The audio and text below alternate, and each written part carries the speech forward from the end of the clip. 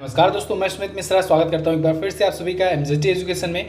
दोस्तों आज की इस वीडियो में हम लोग बात करेंगे मई 2021 के करंट अफेयर के सभी इंपॉर्टेंट क्वेश्चंस के बारे में। पूरी वीडियो ध्यान से देखिएगा, पूरी वीडियो बहुत ही अच्छे से डिटेल में आपको समझाई गई है। अगर वीडियो पसंद आए वीडियो को लाइक और शेयर जरूर कर देना। और हाँ दोस्तों, ये पार्ट 2 है। इसमें हम लोग 16 मई से लेकर के 31 मई तक के मोस्ट इंपॉर्टेंट क्वेश्चंस को कवर अप करेंगे।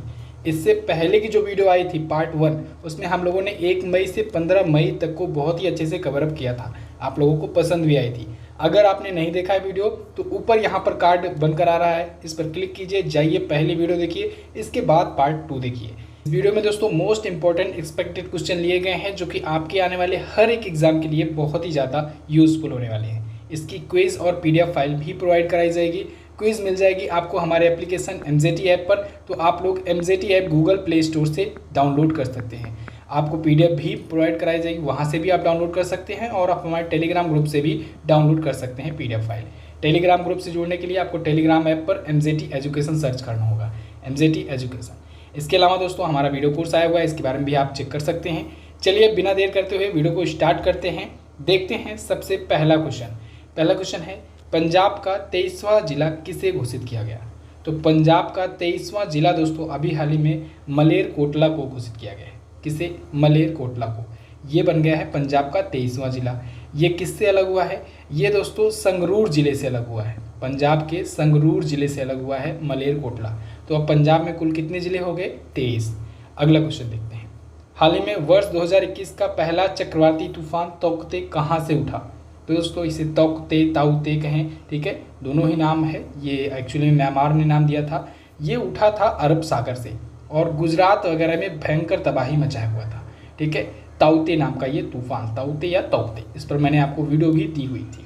ये नाम दिया था दोस्तों म्यांमार ने। नाम कौन देता है ये बहुत इंपॉर्टेंस रखता है और यहाँ से क्वेश्चंस बनते भी हैं, ठीक है। इसके बाद अभी यास तूफान के बारे में भी हम लोग बात करेंगे। यास तूफान ओमान ने दिया था, वो बंगाल की खाड़ी से उठा था।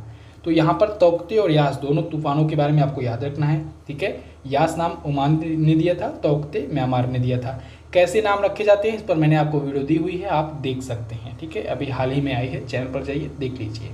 फिलहाल ताउते के बारे में बात करें तो म्यांमार में दोस्तों एक शोर करने वाली जो छिपकली होती है उसी के नाम पर दिया गया था ये, ठीक है। अगला देखते हैं। हाल ही में किसने ऑल टाइम फेवरेट्स नामक पुस्तक लिखी? तो अभी हाल ही में रस्किन बॉन्ड ने लिखी है ये पुस्तक ऑल टाइम फेवरेट्स।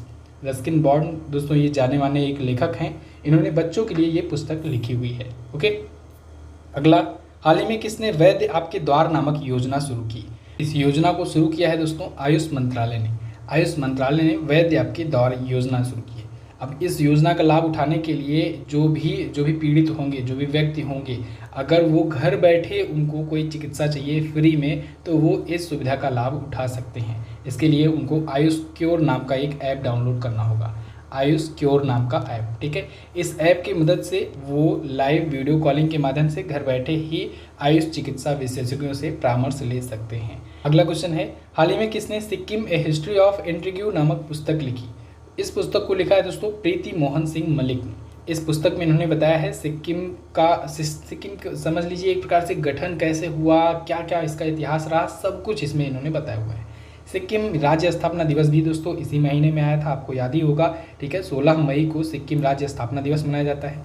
सिक्किम के बारे में बात करें तो सिक्किम दोस्तों 22वां भारतीय राज्य बना था और इसके लिए भारतीय संविधान में 36वां संविधान संशोधन किया गया था, ठीक है। 36वें संविधान संशोधन के तहत भारत का 22वां राज्य बना था सिक्किम। इसके पहले यहाँ पर राजशाही शासन हुआ करता था। चलिए अगला देखते हैं। 16 मई को किस राज्य का स्थापना दिवस मनाया जाता है? देखिए अभी मैंने आपको बताया 16 मई को सिक्किम का राज्य स्थापना दिवस मनाया जाता है, इसको याद रखना है आपको, ठीक है। 16 मई को 1975 में सिक्किम भारत का राज्य बना था, ठीक है। अगला देखते हैं। हाल ही में मिस यूनिवर्स 2020 का खिताब किसने जीता? दोस्तों इसको जीत लिया है एंड्रिया मेजा ने। किसने? एंड्रिया मेजा ने मिस यूनिवर्स 2020 का खिताब जीता है। इस बार का ये 69वां संस्करण था, ओके। इनके बाद सेकंड पोजीशन पर या कहें फर्स्ट रनर अप रही जूलिया गामा, जो कि ब्राज़ील की थी, ठीक है। और एंड्रिया मेजा कहाँ की हैं? ये मैक्सिको की, इनको याद रखना है, ठीक है। क्वेश्चन देखते हैं। हाल ही में किसे ग्रीन ऑस्कर से सम्मानित किया गया? तो दोस्तों अभी हाल ही में नुक्लू फोम को ग्रीन ऑस्कर से सम्मानित किया गया है। देखिए ग्रीन ऑस्कर को दोस्तों व्हिटली पुरस्कार के नाम से भी जाना जाता है, व्हिटली अवार्ड के नाम से भी जाना जाता है, इसको याद रखिएगा, इसी को ग्रीन ऑस्कर कहते हैं। ठीक है, ये नुक्लू फोम जो है ये नागालैंड के हैं, एक चर्च में काम करते हैं और इनको ये अवार्ड दिया गया है। किसके द्वारा ये दिया जाता है? ये charity the Whitley fund of nature के द्वारा दिया जाता है। ठीक है, अच्छा ये पुरस्कार जीतने वाले ये एकमात्र भारतीय हैं। ठीक है, अभी तक कोई जीता नहीं है ये अवार्ड। अगला, अंतर्राष्ट्रीय संग्रहालय दिवस कब मनाया जाता है? तो इंटरनेशनल म्यूजियम डे दोस्तों प्रत्येक वर्ष 18 मई को मनाया जाता है। मोस्ट इम्पोर्टेंट क्वेश्चन है, ये बहुत ज़्यादा पूछा जाता है। अंतर्राष्ट्रीय संग्रहालय दिवस, इंटरनेशनल म्यूजियम डे, तो ये दोस्तों मनाया जाना शुरू हुआ 1977 से।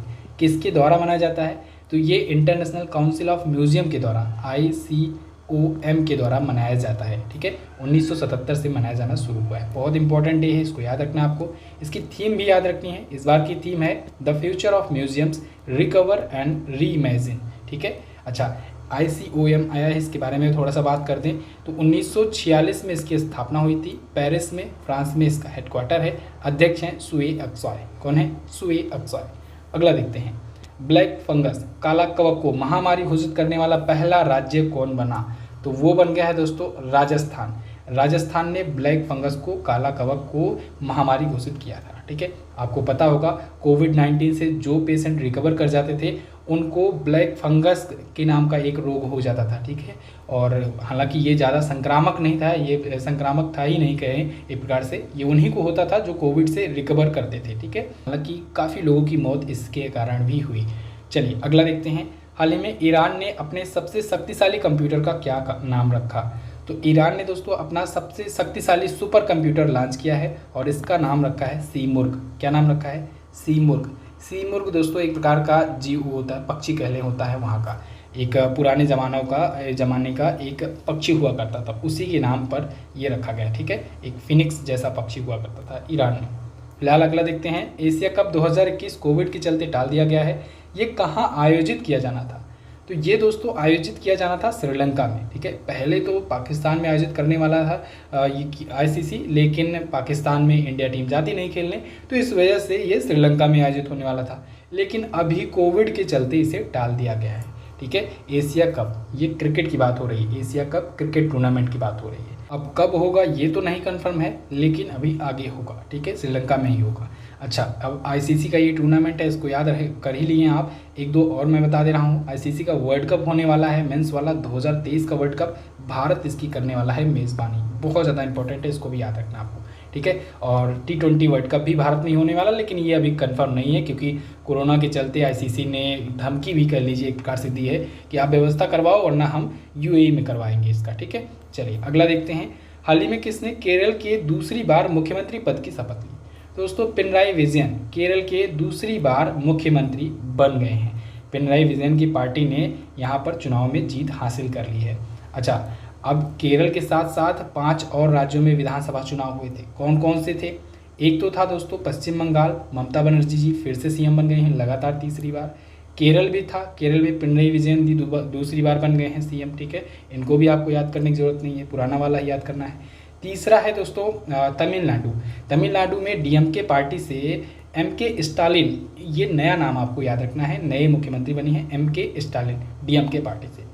पुडुचेरी में दोस्तों रंगास्वामी का नाम आपको याद रखना है, रंगास्वामी जी नए CM बने हैं। इसके बाद आता है असम में भी नए CM आए हैं, हेमंत बिस्वा शर्मा जी, इनको भी नाम आपको याद रखना है। तो हेमंत बिस्वा शर्मा, N रंगास्वामी और MK स्टालिन, इन 3 नामों को आपको याद रखना है, 3 नए मुख्यमंत्री। अगला देखते हैं, भारत ने यूनेस्को विश्व धरोहरों की अस्थायी सूची में कितने स्थल शामिल किए? तो भारत ने अभी हाल ही में 6 अस्थायी सूची दी है, 6 धरोहर स्थलों की सूची यूनेस्को को दी हुई है। यूनेस्को का मतलब होता है दोस्तों United Nation educational scientific and cultural organization. इसमें दुनिया भर के विश्व धरोहरों की सूची होती है, लिस्ट होती है। इसमें भारत ने भी 6 और नए नाम दिए हैं, तो भारत में टोटल विश्व धरोहर स्थलों की संख्या हो गई है 48। ठीक है, भारत में 48 ऐसे हेरिटेज साइट्स हैं। अगला देखते हैं, हाल ही में किस अभिनेत्री ने सच कहूँ तो नामक अपनी आत्मकथा लिखी? तो अभी हाल ही में दोस्तों नीना गुप्ता जी ने ये आत्मकथा लिखी है, अपनी ऑटोबायोग्राफी लिखी है, सच कहूँ तो नाम से। इंपॉर्टेंट ऑटोबायोग्राफी है, इसको याद रखना है आपको। अगला क्वेश्चन देखते हैं, पाकिस्तान के नए राष्ट्रीय सुरक्षा सलाहकार कौन नियुक्त हुए? तो पाकिस्तान के नए NSA नेशनल सिक्योरिटी एडवाइज़र दोस्तों बन गए हैं मोहित यूसुफ। कौन? मोहित यूसुफ नए NSA हैं, ठीक है। अच्छा, भारत में अगर पूछा जाए आपसे तब आप क्या बताएंगे? भारत के NSA हैं अजीत डोभाल जी। कौन है? अजीत डोभाल जी। इनको इंडिया का जेम्स बॉन्ड कहा जाता है। अगला देखते हैं, DRDO ने किस नाम से कोविड-19 एंटीबॉडी डिटेक्शन किट लॉन्च की? तो अभी हाल ही में DRDO ने डिपकोवैन नाम से दोस्तों कोविड-19 एंटीबॉडी डिटेक्शन किट लॉन्च की है। ये दोस्तों 97% तक की हाईली एक्यूरेसी के साथ कोरोना वायरस स्पाइक्स की टेस्टिंग कर सकता है, इसकी पहचान कर सकता है, ठीक है। अब इससे क्या होगा? इससे दोस्तों जो RT-PCR होता है ना, RT-PCR के टाइम पर, क्योंकि बहुत सारे चांसेस होते हैं, कभी कभी RT-PCR रिपोर्ट गलत आ जाती है, तो उस टाइम पर भी इसकी मदद ली जाएगी, तो यहाँ से भी पता लग जाएगा, ठीक है। एंटीबॉडी डिटेक्ट कर पाएगा ये। ओके, चलिए अगला देखते हैं, हाल ही में हीरो ग्रुप ने किस नाम से एडुटेक प्लेटफॉर्म लॉन्च किया? तो अभी हाल ही में हीरो ग्रुप ने हीरो वायर्ड नाम से एक एडुटेक प्लेटफॉर्म अपना लॉन्च किया है, हीरो वायर्ड नाम से, ठीक है। चलिए, इसमें ये मोटर गाड़ियाँ कैसे बनती हैं, कैसे मेंटेनेंस करना है, इन सब के बारे में ये देगा, नॉलेज देगा, जानकारी देगा, कोचिंग देगा। और ये एक एडुटेक प्लेटफॉर्म है, यानी कि एक ऐसा एजुकेशन जो टेक्नोलॉजी को यूज़ करता हो, ठीक है। ऑनलाइन ही ये शिक्षा देगा। अगला, हाल ही में किसे श्रीलंका क्रिकेट बोर्ड का नया अध्यक्ष नियुक्त किया गया? तो अभी हाल ही में सम्मी सिल्वा जी को नया अध्यक्ष नियुक्त किया गया है श्रीलंका क्रिकेट बोर्ड का। इससे पहले भी ये रह चुके हैं, अभी एक बार फिर से बना दिए गए हैं, ठीक है। ये निर्विरोध नियुक्त किए गए हैं।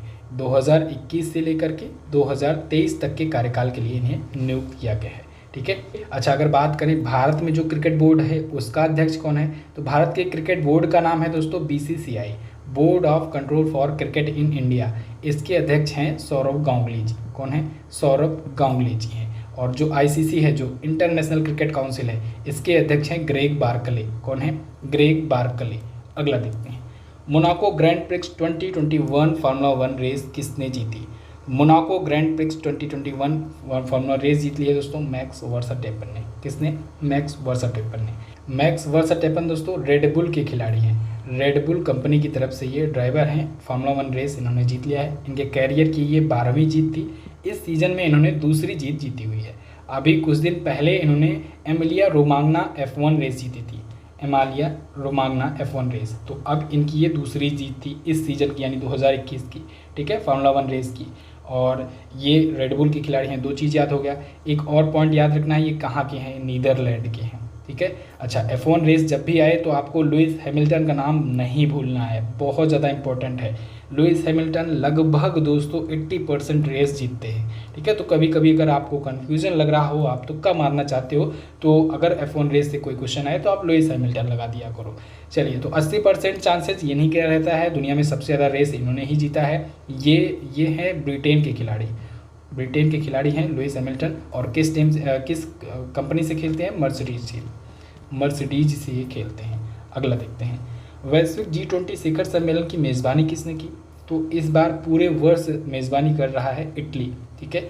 वैश्विक ग्लोबल G20 शिखर सम्मेलन की पिछली बार सऊदी अरब ने किया था। भारत 2023 में करेगा मेज़बानी, ठीक है। अच्छा, 2021 हो गया, 2020 हो गया, 2023 हो गया, 2022 बच रहा है, इसके बारे में जान लीजिए। इंडोनेशिया करेगा। कौन? इंडोनेशिया करेगा 2022 की मेज़बानी। अगला, फोर्ब्स लिस्ट में दुनिया के सबसे अमीर खिलाड़ी कौन हुए? तो दोस्तों फोर्ब्स की लिस्ट अभी हाल ही में जारी हुई है और इसमें दुनिया के सबसे अमीर खिलाड़ी हो गए हैं कोनोर मैकग्रेगर। ये 180 मिलियन डॉलर की संपत्ति ये कमाए हुए हैं पिछले 1 साल में। सेकंड पर हैं लियोनल मेसी और ये फुटबॉलर हैं, और थर्ड पर हैं क्रिस्टियानो रोनाल्डो। अगला, हाल ही में यास नामक चक्रवाती तूफान कहाँ से उठा? देखिए, अभी यास नाम का तूफान मैंने आपको बताया था, ओमान ने इसका नाम दिया था और ये बंगाल की खाड़ी से उठा था और पश्चिम बंगाल और उड़ीसा के क्षेत्रों में इसने तबाही मचाई थी। तूफान के नाम कैसे दिए जाते हैं, इस पर मैंने आपको वीडियो दी है, आप देख सकते हैं। अगला, फीफा अंडर 17 महिला विश्व कप 2022 की मेज़बानी कौन करेगा? तो FIFA under 17 women's world cup की मेज़बानी भारत करेगा। कौन? इंडिया करेगा मेज़बानी। अच्छा, हॉकी का जो विश्व कप होगा उसकी भी मेज़बानी भारत ही कर रहा है। 2023 में हॉकी का जो वर्ल्ड कप होगा उसकी मेज़बानी भारत करेगा, ओडिशा में वो खेला जाएगा। अच्छा, फीफा का जो अगला टूर्नामेंट होने वाला है मेन वाला पुरुषों का, ठीक है, फीफा वर्ल्ड कप, वो कतर में होगा, कतर में होगा, 2022 में होगा। अगला देखते हैं, हाल ही में किसने नेहरू तिब्बत और चीन नामक पुस्तक लिखी? तो अभी हाल ही में अवतार सिंह भसीन जी ने दोस्तों ये पुस्तक लिखी है, नेहरू तिब्बत और चीन। इसमें भारत के, तिब्बत के और चीन के बीच में रिलेशंस को बहुत ही अच्छे से बताया गया है। अब देखिए दोस्तों, ये वीडियो होता है वीडियो फॉर्मेट में, मैं आपको बहुत ज़्यादा डिटेल तो नहीं बता सकता हूँ, क्योंकि यहाँ पर वीडियो की लिमिट भी होती है। बहुत ज़्यादा लंबी अगर वीडियो हो जाती है तो बच्चे देखते नहीं हैं, इस वजह से ई बुक तैयार की जाती है। और ई बुक में दोस्तों हर एक क्वेश्चन को बहुत ही अच्छे से ज़्यादा एक्सप्लेनेशन के साथ एक्सप्लेन करके दिया जाता है। ये ई बुक पूरे महीने भर की होती है। ये सिर्फ और सिर्फ 15 रुपये में आपको प्रोवाइड कराई जाती है। साथ ही साथ आपको 150 क्वेश्चन के आसपास का प्रैक्टिस सेट भी बिल्कुल फ्री में दिया जाता है। ये पूरी की पूरी ई बुक दोस्तों चैप्टर वाइज होती है, हर एक टॉपिक वाइज होती है। नियुक्तियाँ, निधन, सम्मेलन, सब कुछ एक एक जगह पर होते हैं। तो इससे होता क्या है कि जो भी टारगेट आप एक दिन का सेट करते हो, जैसे आपको नियुक्तियाँ पढ़नी है, तो नियुक्तियाँ सारी उस महीने की एक जगह पर मिल जाएंगी। तो आज आप बैठो, नियुक्तियाँ पढ़ डालो। अगले दिन आप पुस्तकें, लेखक, ब्रांड एम्बेसडर या ये सब चीज़ें याद करना चाहते हो तो वो चेक कर सकते हो। तो इस प्रकार से आप टॉपिक बाई टॉपिक बहुत ही आसानी से, बहुत ही तेज़ी से इस ई बुक के माध्यम से आप तैयार कर सकते हो। ई बुक आपको मिलेगा MZT ऐप पर। तो MZT ऐप आप डाउनलोड कर लीजिए अपने मोबाइल में। वहाँ पर हर एक महीने की ई बुक मिल जाएगी, हिंदी और इंग्लिश अलग अलग दोनों लैंग्वेजेस में, ठीक है, हिंदी की भी, इंग्लिश की भी। इंग्लिश वाले बच्चे इंग्लिश की भी ले सकते हैं। चलिए अगला देखते हैं, हाल ही में किसे अंतर्राष्ट्रीय हॉकी महासंघ का पुनः अध्यक्ष चुना गया? तो अभी हाल ही में नरेंद्र बत्रा जी को एक बार फिर से इंटरनेशनल हॉकी फेडरेशन का अध्यक्ष चुन लिया गया है। ये भारत के हैं, ठीक है, और कब तक रहेंगे इस पद पर? ये 2024 तक रहेंगे। पहले दोस्तों जब नियुक्ति की जाती थी तब 4 वर्षों के लिए की जाती थी, लेकिन इस बार घटा करके 3 वर्षों का दिया गया है कार्यकाल। तो इस बार ये 2021 से 2024 तक रहेंगे, ठीक है। अच्छा, अंतर्राष्ट्रीय हॉकी फेडरेशन महासंघ आया है, इसके बारे में भी बात करें अगर। इसकी स्थापना हुई थी 1924 में। हेडक्वार्टर है लाजेन, स्विट्जरलैंड में। नरेंद्र बत्रा जी दोस्तों ये भारतीय ओलंपिक संघ के भी अध्यक्ष हैं, जो IOA है ना, इंडियन ओलंपिक एसोसिएशन, उसके भी अध्यक्ष हैं। साथ ही साथ ये IOC के सदस्य भी हैं, ठीक है, इंटरनेशनल ओलंपिक काउंसिल के कमेटी के ये सदस्य हैं। अगला, किस राज्य के मुख्यमंत्री ने अनाथ बच्चों के लिए वात्सल्य योजना शुरू की? वात्सल्य योजना, देखिए दोस्तों, जो इस टाइम पर ये सिचुएशन चल रही है, ऐसे टाइम पर सभी राज्य अपनी अपनी तरफ से ऐसे बच्चों की मदद कर रहे हैं जो बच्चे कोविड की वजह से अनाथ हो गए हैं, यानी कोविड के कारण जिनके माता पिता की डेथ हो गई है। तो ऐसे बच्चों की लाइफ टाइम मदद करने के लिए, उनकी शिक्षा मुफ्त करने के लिए, उनको मासिक कुछ भत्ता देने के लिए सभी राज्य अपनी तरफ से योजनाएँ शुरू कर रहे हैं। मध्य प्रदेश ने भी शुरू की, छत्तीसगढ़ ने भी, दिल्ली ने, उत्तर प्रदेश, पंजाब, सभी राज्य शुरू कर रहे हैं, ठीक है। ऐसे में उत्तराखंड ने भी एक योजना शुरू की है जिसका नाम है वात्सल्य योजना, ठीक है। इसके तहत भी शिक्षा मुफ्त की जाएगी कोविड के कारण अनाथ हुए बच्चों को। साथ ही साथ 3000 रुपये मासिक उनको दिया जाएगा भत्ता, ठीक है। चलिए अगला देखते हैं, किसने चांद पर पानी की खोज के लिए अपना पहला मोबाइल रोबोट भेजने की घोषणा की है? तो दोस्तों ये घोषणा की है नासा ने। नासा पानी खोजेगा चंद्रमा पर और इसके लिए अपना मोबाइल रोबोट यानी चलता फिरता रोबोट लॉन्च करेगा, ठीक है। तो सी ऑप्शन यहाँ पर आपका सही होगा। नासा जो है ये अमेरिका की स्पेस एजेंसी है, national aeronautics and space administration की स्थापना हुई थी दोस्तों 1958 में, जब भारत में DRDO स्थापित हुआ था, तब अमेरिका में नासा स्थापित हुआ था। हेडक्वार्टर है कैलिफोर्निया में। अध्यक्ष इसके नए अभी आए हैं, तो इनका नाम आपको लोग याद रख लीजिए, बिल नेल्सन, ठीक है, नए अध्यक्ष हैं नासा के। अगला, छत्तीसगढ़ हाईकोर्ट के नए मुख्य न्यायाधीश कौन नियुक्त हुए? तो छत्तीसगढ़ हाईकोर्ट के नए मुख्य न्यायाधीश हो गए हैं दोस्तों प्रशांत कुमार मिश्रा जी। ये आए हैं PR रामचंद्रन मेनन जी की जगह पर, जस्टिस प्रशांत कुमार मिश्रा जी। अगला, हाल ही में किसने भारत जैव विविधता पुरस्कार 2021 जीता? भारत जैव विविधता पुरस्कार 2021 ये अवार्ड जीता है दोस्तों साजी NM ने। साजी NM ये हैं केरल के, कहाँ के? केरल के निवासी हैं और इन्होंने 2021 के लिए भारत जैव विविधता पुरस्कार जीता है। इन्हें दोस्तों केरल का ट्यूबरमैन भी कहा जाता है। ट्यूबरमैन का नाम याद रखना है, ट्यूबरमैन के नाम से भी ये फेमस है। तो अभी 22 मई को दिया गया। 22 मई को क्यों दिया गया? क्योंकि 22 मई को दोस्तों बहुत इंपॉर्टेंट डे है, अंतर्राष्ट्रीय जैव विविधता दिवस है, इंटरनेशनल डे ऑफ बायोडाइवर्सिटी, बहुत ज़्यादा इंपॉर्टेंट है, इसको याद रखना आपको। तो उसी दिन इनको दिया गया ये अवार्ड। अगला, हाल ही में किसने गोल्डन बूट पुरस्कार 2020-21 जीता? तो अभी हाल ही में हैरी केन ने जीता है golden boot award 2021-2021। Golden boot award ये फुटबॉल के खिलाड़ियों को दिया जाता है, फुटबॉलर्स को दिया जाता है, ठीक है। इनके करियर का ये तीसरा था। अच्छा, एक पॉइंट आपको याद हो, अगर फीफा का जो वर्ल्ड कप हुआ था 2018 वाला, मॉस्को रूस में हुआ था, उस वर्ल्ड कप में भी हैरी केन ने ही जीता था गोल्डन बूट का अवार्ड। तो इसको भी आपको याद रखना, क्योंकि वो वर्ल्ड कप था, वर्ल्ड कप में इन्होंने जीता था, तो ये क्वेश्चन बन सकता है। अगला, हाल ही में कहाँ पर दुनिया का सबसे बड़ा हिमखंड टूटा है? दोस्तों अभी हाल ही में अंटार्कटिका में दुनिया का सबसे बड़ा हिमखंड टूटा हुआ है, अंटार्कटिका में। इसको खोजा है ESA ने, ESA के सैटेलाइट्स जो हैं उसने इसकी पुष्टि की है, ESA यानी कि यूरोपियन स्पेस एजेंसी। तो इसने बताया है, इसका नाम भी रखा गया है, इसका नाम है A76, इसका नाम याद रखिएगा। और ये जो हिमखंड है ये 4320 किलोमीटर स्क्वायर का हिमखंड है। सोच लीजिए इतना बड़ा ये हिमखंड है, उंगली के आकार का है, ये अभी टूटा हुआ है। अगला, केंद्रीय जांच bureau CBI, central bureau of investigation, इसके नए निदेशक कौन बनाए गए? तो इसके नए निदेशक बन गए हैं सुबोध कुमार जायसवाल जी। ये CISF में है, इन्हें CBI का नया डायरेक्टर नियुक्त कर दिया गया है। CBI यानी central bureau of investigation, Subodh Kumar Jaiswal ji दोस्तों ये IB में भी काम कर चुके हैं, रॉ में भी काम कर चुके हैं, ठीक है, CISF में भी काम कर चुके हैं। इनको अब नियुक्त कर दिया गया है CBI का नया डायरेक्टर। अगला, हाल ही में कहाँ के चीकू को GI टैग दिया गया? तो अभी हाल ही में महाराष्ट्र के पालघर महाराष्ट्र के चीकू को GI टैग दिया गया है। चीकू एक फल होता है दोस्तों, उसको GI टैग दिया गया है, जियोग्राफिकल इंडिकेशन टैग दिया गया है। अगला, हाल ही में किसने अंतर्राष्ट्रीय डबलिन साहित्य पुरस्कार 2021 जीता? तो अभी हाल ही में वेलेरिया लुसेली ने जीता है इंटरनेशनल डबलिन लिटरेचर अवार्ड, ठीक है, 2021 के लिए। वेलेरिया लुसेली दोस्तों ये मैक्सिको की एक राइटर हैं और इन्होंने एक नॉवेल लिखी थी। इनके नॉवेल का नाम है लॉस्ट चिल्ड्रन अचीव। क्या? Lost children achieve. तो इस नॉवेल के लिए इनको ये अवार्ड मिला है, ठीक है। डबलिन साहित्य पुरस्कार के बारे में बात करें तो 1994 से ये दिया जाता है और इसमें 1 लाख यूरो दिया जाता है अवार्ड में। क्या? इतना 1 लाख यूरो दिया जाता है। अगला, इजराइल की खुफिया एजेंसी का क्या नाम है जिसके नए अध्यक्ष डेविड बार्निया बनाए गए? तो इजराइल की खुफिया एजेंसी का नाम है मोसाद दोस्तों ये दुनिया की सबसे खतरनाक खुफिया एजेंसियों में से एक है और इसके नए अध्यक्ष डेविड बार्निया बनाए गए हैं। इजराइल पिछले कई दिनों से लगातार चर्चे में बना हुआ है, इजराइल और हमास संगठन के बीच में संघर्ष की वजह से, ठीक है। फिलहाल इंटेलिजेंस आया है तो हम लोग कुछ और भी देशों की इंटेलिजेंस के बारे में जान लेते हैं। जैसे रॉ जो है रिसर्च एंड एनालिसिस विंग, ये भारत की इंटेलिजेंस है, ठीक है, खुफिया एजेंसी है। KGB जो है ये रसिया की इंटेलिजेंस एजेंसी है। CIA जो है ये अमेरिका की इंटेलिजेंस एजेंसी है और ISI ये पाकिस्तान की इंटेलिजेंस एजेंसी है।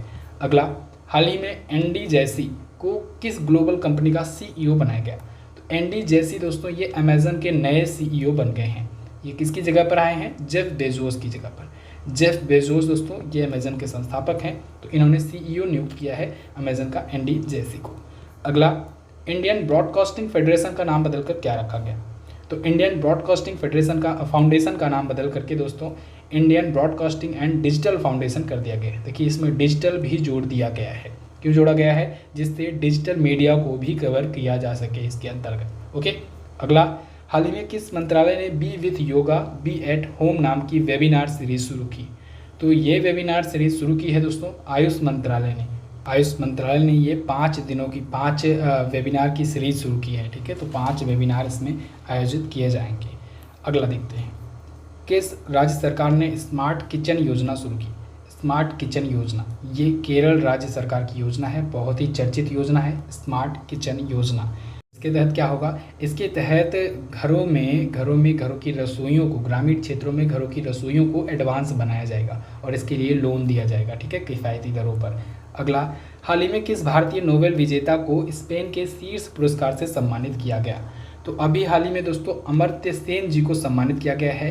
ये भारतीय नोबेल विजेता हैं। 1998 में 1998 में इनको अर्थशास्त्र का नोबेल मिला था। इकोनॉमी के क्षेत्र में अमर्त्य सेन जी को नोबेल मिला था। तो इनको अभी हाल ही में स्पेन के शीर्ष पुरस्कार से नवाजा गया है। स्पेन का शीर्ष पुरस्कार होता कौन था? ऐसा है प्रिंसेस ऑफ अस्टूरियस अवार्ड। क्या? Princess of Asturias Award. तो ये 2021 से सम्मानित किए गए हैं प्रिंसेस ऑफ अस्टूरियस अवार्ड से। अच्छा, इस अवार्ड के तहत इनको 50,000 यूरो का कैश प्राइज़ दिया जाएगा। साथ ही साथ में इनको सर्टिफिकेट और प्रतीक चिन्ह वगैरह भी दिया जाएगा। अगला देखते हैं, यूएई का गोल्डन वीज़ा पाने वाले पहले भारतीय कौन बने? तो वो बन गए हैं संजय दत्त। अभिनेता संजय दत्त यूएई का गोल्डन वीज़ा पा गए हैं। ठीक है, ये पाने वाले पहले भारतीय हैं। जो कुछ ऐसे स्पेशल व्यक्तियों को दिया जाता है जो बड़ी मात्रा में इन्वेस्टमेंट करते हैं किसी देश में, तो उनको गोल्डन वीज़ा दिया जाता है। ठीक है, तो संजय दत्त को दिया गया है। अगला, हाल ही में भारतीय वायुसेना की पहली महिला उड़ान परीक्षण इंजीनियर कौन बनी? तो वो बन गए हैं दोस्तों आश्रिता वी ओलेटी। आश्रिता वी ओलेटी ये कहाँ की रहने वाली हैं? ये है कर्नाटक की रहने वाली, कर्नाटक की, याद रखना है। अगला, टोक्यो ओलंपिक में कुश्ती में अंपायरिंग करने वाले एकमात्र भारतीय कौन बने? तो वो बन गए हैं अशोक कुमार। ये कुश्ती में अंपायरिंग करेंगे, अंपायरिंग करने वाले भारतीय एकमात्र भारतीय हैं। पिछला ओलंपिक जो हुआ था पिछला ओलंपिक जो हुआ था रियो ओलंपिक, उसमें भी इन्होंने अंपायरिंग की थी, और अब जो टोक्यो ओलंपिक होने जा रहा है अगले महीने, उसमें भी ये अंपायरिंग करेंगे। अगला, हाल ही में किसे अंतर्राष्ट्रीय नारकोटिक्स नियंत्रण बोर्ड INCB का अध्यक्ष बनाया गया? तो अभी हाल ही में दोस्तों जगजीत पवाडिया जी को, किसे? जगजीत पवाडिया जी को इंटरनेशनल नारकोटिक्स कंट्रोल बोर्ड का अध्यक्ष बनाया गया है। अच्छा, अगर आपसे पूछा जाए NCB जो भारत में नारकोटिक्स का काम करती है, narcotics control board of India, इसके अध्यक्ष कौन है? इसके अध्यक्ष हैं राकेश अस्थाना। कौन है? राकेश अस्थाना। ठीक है, चलिए अगला देखते हैं। हाल ही में बशर अल असद ने किस देश में चौथी बार राष्ट्रपति का चुनाव जीता? बशर अल असद ये दोस्तों सीरिया के चौथी बार बन गए हैं राष्ट्रपति। हालांकि इन्होंने जो जिस प्रकार से चुनाव कराया है उस प्रकार से तो कोई विश्वास करने को तैयार ही नहीं है। अमेरिका, फ्रांस जैसे बड़े देश वो कह रहे हैं कि ये चुनाव सही नहीं है, लोकतांत्रिक नहीं है, फर्जी है। फिलहाल इसमें 95% वोट इन्होंने हासिल किए हुए हैं।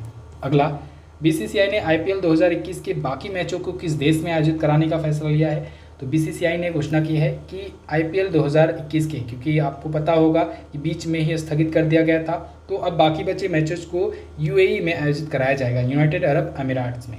ठीक है, तो IPL 2021 ये 14वां संस्करण है IPL का, इसको याद रखना है आपको। Board of control for cricket in India Saurabh Ganguly इसके अध्यक्ष हैं, बताया मैंने आपको इसको। ठीक है, फिलहाल IPL के बारे में अगर बात करें, इस बार का स्पॉन्सर कौन है? तो टाइटल स्पॉन्सर है वीवो। पिछली बार ड्रीम 11 था। कौन था? ड्रीम 11। ठीक है, अच्छा एक पॉइंट और IPL से ही याद आता है, आपको याद रखना है कि अगली बार IPL जो होगा उसमें 10 टीमें खेलेंगी, 10 टीमें हिस्सा होंगी। अभी तक जो होता था 8 टीमें ही खेलती थी। अगला, दुनिया के सबसे बड़े संग्रहालय लुव्र संग्रहालय की पहली महिला अध्यक्ष कौन बनी? तो वो बन गए हैं दोस्तों लॉरेंस देस्कॉर्स। कौन? लॉरेंस देस्कॉर्स। ये लुव्र संग्रहालय की पहली महिला अध्यक्ष हैं, और लुव्र संग्रहालय जो है ये दुनिया का सबसे बड़ा और बहुत ही पुराना ये संग्रहालय है। ठीक है, चलिए अगला, हाल ही में किस राज्य सरकार ने अंकुर योजना शुरू की? अंकुर योजना शुरू की है दोस्तों मध्य प्रदेश राज्य सरकार ने। इस योजना के तहत दोस्तों लोगों को घर घर जा कर के पर्यावरण के प्रति अवेयर किया जाएगा, साथ ही साथ उनको पेड़ लगाने के लिए प्रोत्साहित किया जाएगा। ठीक है, अगला, हाल ही में किस केंद्रीय मंत्रालय ने युवा योजना लॉन्च की? तो युवा योजना लॉन्च की है दोस्तों शिक्षा मंत्रालय ने। ध्यान रखिएगा, युवा देख करके आप लोग कंफ्यूज मत होइएगा। युवा देख करके बहुत लोग खेल मंत्रालय को लगाएंगे, जो कि गलत है। युवा योजना शिक्षा मंत्रालय के द्वारा शुरू की गई है। युवा का फुल फॉर्म भी होता है, युवा का मतलब होता है young upcoming and versatile authors. क्या? Young upcoming and versatile authors. इसके तहत क्या होगा? इसके तहत दोस्तों जो 30 साल से कम उम्र के जो ऑथर हैं, जो लेखक हैं, उनको ट्रेन किया जाएगा। फिर उनसे स्वतंत्रता सेनानियों पर, आज़ादी की लड़ाई मूवमेंट पर उनकी राय व्यक्त करने के लिए किताबें लिखवाई जाएंगी, और फिर उनमें से कुछ लेखकों को, कुछ 75 लेखकों को चुन करके उनको अवार्ड दिया जाएगा। ठीक है, चलिए अगला, हाल ही में NSA अजीत डोभाल ने किस भारतीय तटरक्षक जहाज को कमीशन किया? तो अभी हाल ही में इन्होंने ICGS सजग को, ICGS यानी इंडियन कोस्ट गार्ड शिप सजग को कमीशन किया है NSA अजीत डोभाल ने। NSA यानी नेशनल सिक्योरिटी एडवाइज़र हैं ये। ठीक है, भारतीय तटरक्षक यानी कि इंडियन कोस्ट गार्ड। तो इसका एक शिप, एक जहाज कमीशन किया गया है। ठीक है, अच्छा इंडियन कोस्ट गार्ड आया है, इसके बारे में अगर बात करें तो इंडियन कोस्ट गार्ड की स्थापना 1977 को हुई। हेडक्वार्टर इसका नई दिल्ली में है। अध्यक्ष हैं कृष्णा स्वामी नटराजन जी। कौन है? कृष्णा स्वामी नटराजन जी। इसका मोटो भी बहुत बार पूछा गया है। तो इंडियन कोस्ट गार्ड का मोटो होता है वयम रक्षामः। क्या? वयम रक्षामः। अगला देखते हैं, हाल ही में किसे राष्ट्रीय जांच एजेंसी NIA का नया महानिदेशक बनाया गया? तो नया महानिदेशक दोस्तों कुलदीप सिंह जी को बनाया गया है। एक्चुअली में नहीं बनाया नहीं गया है, अभी अतिरिक्त प्रभार दिया गया है। कुलदीप सिंह जी ये CRPF central reserve police force के ये CRPF के ये अध्यक्ष हैं और इनको अतिरिक्त प्रभार दे दिया गया है NIA का भी, नेशनल इन्वेस्टिगेशन एजेंसी का भी, राष्ट्रीय जांच एजेंसी का भी, क्योंकि अभी जो योगेश चंद्र मोदी जी थे वो रिटायर हो गए हैं। ठीक है, 31 मई को। अगला देखते हैं। अच्छा, यहाँ पर कुछ और ऑप्शन दिख रहे हैं, उनको भी देख लीजिए, रिवाइज कर ही लीजिए। सामंत कुमार गोयल जी ये रॉ के चीफ हैं, रिसर्च एंड एनालिसिस विंग के चीफ हैं। अरविंद कुमार जी ये IB के चीफ हैं। इन दोनों का कार्यकाल अभी हाल ही में 1-1 वर्ष के लिए बढ़ाया गया है, इस वजह से ये चर्चे में हैं। सुबोध कुमार जायसवाल जी अभी मैंने आपको बताया CBI के नए डायरेक्टर बनाए गए हैं, याद रखना है नाम। अगला, किस राज्य सरकार ने आकांक्षा पोर्टल लॉन्च किया? आकांक्षा पोर्टल ये कर्नाटक राज्य सरकार ने शुरू किया है। किसने? कर्नाटक राज्य सरकार ने। कर्नाटक के जो मुख्यमंत्री हैं BS येदियुरप्पा, इन्होंने शुरू किया है। इस पोर्टल से पारदर्शी तरीके से दोस्तों कॉर्पोरेट सेक्टर को सरकार से जोड़ा जाएगा। अगला, किस राज्य सरकार ने कोविड से अनाथ हुए बच्चों के लिए मुख्यमंत्री शिशु सेवा योजना शुरू की? दोस्तों कोविड से अनाथ हुए बच्चों के लिए मुख्यमंत्री शिशु सेवा योजना शुरू की है असम राज्य सरकार ने। असम ने बच्चों के लिए शुरू किया। देखिए अभी मैंने आपको बताया जैसे वात्सल्य योजना उत्तराखंड की थी, ठीक है, ऐसे ही महतारी दुलार योजना ये छत्तीसगढ़ की, ऐसे ही बहुत सारे राज्यों ने अपने अपने तरीके से योजनाएं शुरू की हैं। सभी योजनाओं का एक ही मोटो है कि कोविड से जो अनाथ हो जाते हैं बच्चे, तो उनकी देखभाल की जाए, उनकी शिक्षा मुफ्त की जाए, साथ ही साथ उनको कुछ न कुछ ऐसा पैकेज दिया जाए हर महीने जिससे वो अपना निर्वहन कर सकें। अगला, गोवा राज्य स्थापना दिवस कब मनाया जाता है? गोवा राज्य का स्थापना दिवस प्रत्येक वर्ष 30 मई को मनाया जाता है। इस महीने में या मई महीने में दोस्तों 3 राज्य स्थापना दिवस आए हैं, याद रखना है। 3 क्या, एक्चुअली में कहें 4 राज्य का स्थापना दिवस, क्योंकि 1 मई को महाराष्ट्र और गुजरात दोनों अलग हुए थे, तो महाराष्ट्र का भी और गुजरात का भी राज्य स्थापना दिवस 1 मई को मनाया जाता है। फिर 16 मई को दोस्तों सिक्किम बना था भारत का 22वां राज्य, तो ये भी आपको याद रखना है। और 30 मई को गोवा को राज्य का दर्जा दिया गया, तो गोवा राज्य स्थापना दिवस 30 मई को। तो 3 भारतीय राज्य 30 मई को। दोस्तों अगर वीडियो पसंद आया करे तो प्लीज़ लाइक कर दिया करो, आपके लाइक से ही हमें पता लगता है कि कितने लोगों को वीडियो पसंद आई है। ठीक है, आप लोग कमेंट भी किया करो, ठीक है, आपका जो राय हो आप लोग कमेंट जरूर किया करो। अगर वीडियो अच्छी लगी हो तो अच्छी भी बता दिया करो। अगला, हाल ही में किसने 7 लेसन्स फ्रॉम एवरेस्ट नामक पुस्तक लॉन्च की? तो इस पुस्तक को लॉन्च किया है आदित्य गुप्ता जी ने। किसने? आदित्य गुप्ता ने।